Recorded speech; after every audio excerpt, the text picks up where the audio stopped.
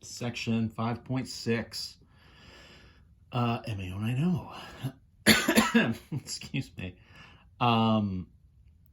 This video is about another sort of geometry example where you use some decimals, and we'll actually use some square roots here as well. This is called the Pythagorean theorem. Pythagorean theorem. Pythagoras, a Greek person from a very long time ago. Gets credit for this.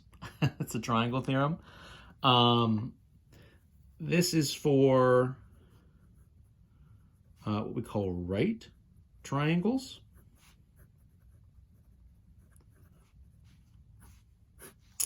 Which it is triangle with one 90-degree, which would be a square angle, like a square corner. And so you kind of mark it with this little square. So if you get a triangle, right, 3 sides, and you have the little square in the corner, that's a 90-degree angle, what we call a right angle. And so we call that then a right triangle. This is pretty common, obviously, right? You know, if you're thinking of, you know, building things, different things like that, a lot of times you're using square corners. And so to do different sort of measurements, you get these right triangles. If you think about trying to like make stairs or something, right? You have a certain amount of maybe like vertical change to go up the stair, and you have a certain amount of horizontal change that actually is the stair, right? And so those kind of two things together give you like a right triangle. So what does Pythagorean theorem say? Well, it says in a right triangle, so in a right triangle,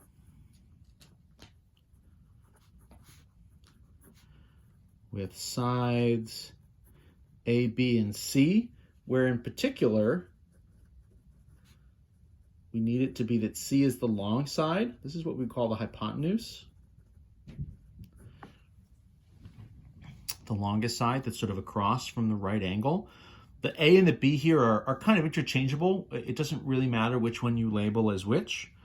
So in a right triangle with sides A, B, and C, you get the relationship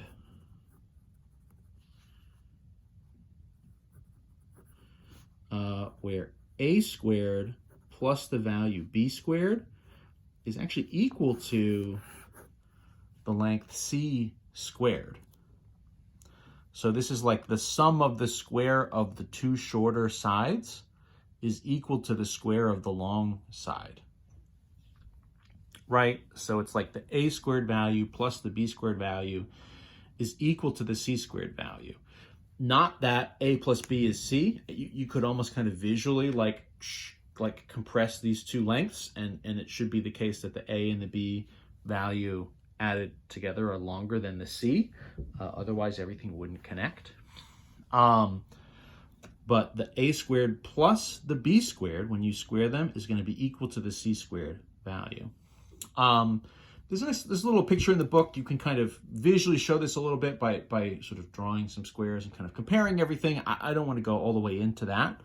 But the strategy here, the basic idea is you can kind of use this where you know 2 of the 3 side lengths, and then you find the third value. There are some of these that are really, really nice and easy and good. I'll do sort of one of the classic ones here.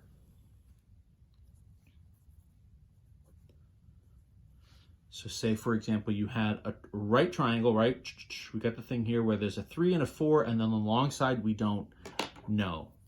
So what we can do is we say, okay, so maybe the A value is 3, the B value is 4, and so this says A squared plus B squared is C squared. So the A value here is 3, would be 9.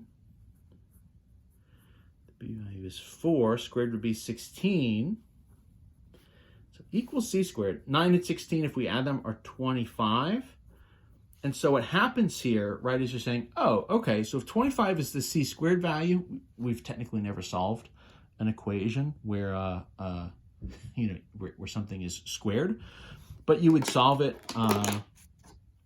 in the most obvious way, which is you would just take the root of everything.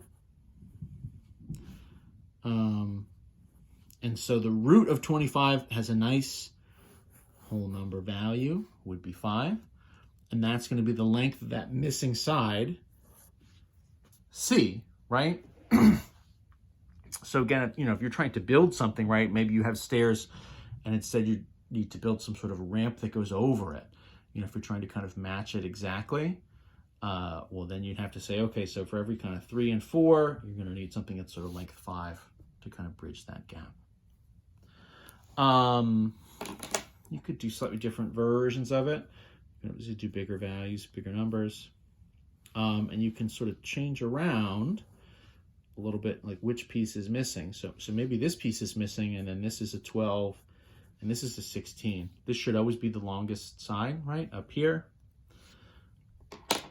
So in that case, you're saying, okay, so my kind of A is the mystery, my C is 16, and my B is 12.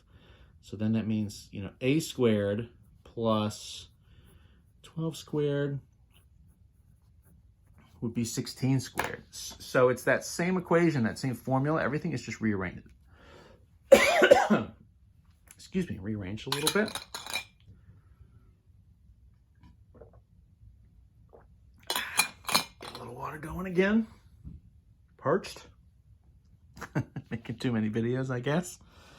The numbers should get a little bigger, right? I'm just going to sort of jump to the chase. 12 times 12 is 144. 16 times 16 is, oh gosh, 196. I'm like pretty sure. Or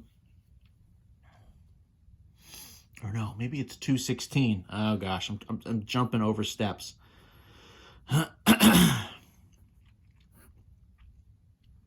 6 and 6 is 6. Is 36. 6 and 1, right? 9, 0, and then 6 and 1. 6. 6. Oh no, I was way off. 256? Because 15 times 15, I'm pretty sure is 225. I guess so. So 256. So it's a pretty good example why I guess we should actually sort of calculate things and not just wing it. To find this missing value, the A value, you would need to subtract the 144 to the other side. Where's this going to leave us? This would be 2. This will be 112. Did I mess this up? No, I didn't mess this up. I was thinking this was going to be oh gosh, I was thinking this was going to be one where we hit a nice whole number again, but 112 is not at all a perfect square, right? 112 is its own thing. Would be somewhere between 10 and 11. So what this means is your A value is going to be the root of 112. And so let's do an approximation. This goes back to what was one of our longest things that we did before. We got to approximate the root of 112.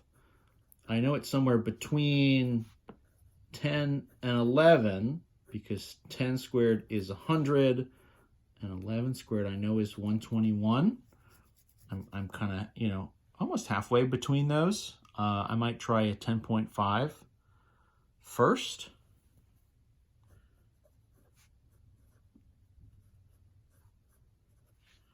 10.5 squared. So we'll try to get as close to it as we can. We need sort of one above and below. We'll approximate it just to 1 decimal place. I'm not trying to have this jump over into, multiple videos here necessarily.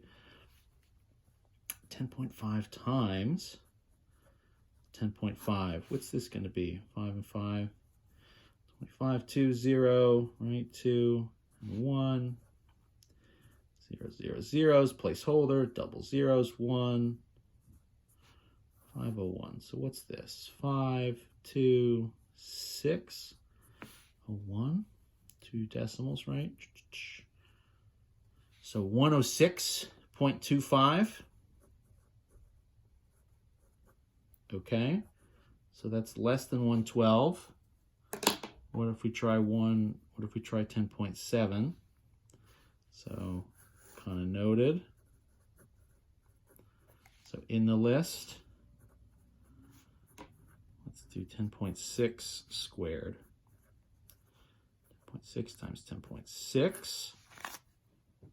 What are we going to have here?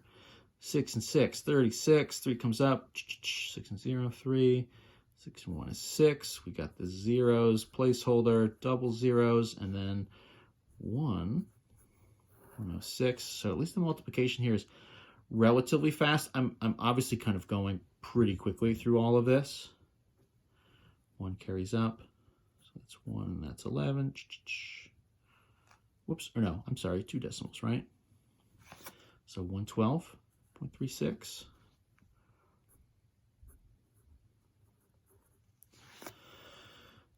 Oh, wow. And that's almost right there. That's a little bit bigger than 112. That absolutely is closer, right? I mean, that's within 1.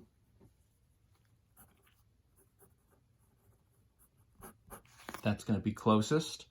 So our approximation here,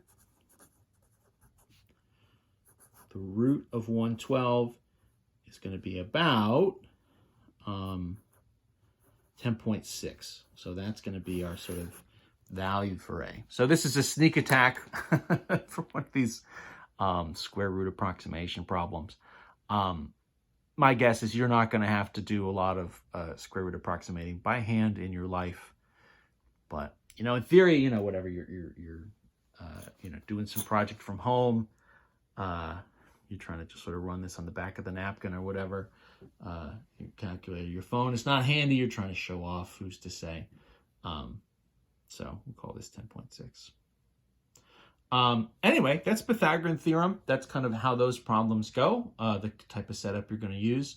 And then obviously because there's all these square roots flying around, for the most part, right, unless you have something slick like that, you know, 3 and the 4 and the 5 kind of triangle. There are a handful of triangles that give you nice setups like that. But if you're just sort of getting numbers out of a hat, you're going to get some sort of value like this just because of how square roots go. So there we are, Pythagorean theorem, another decimal application.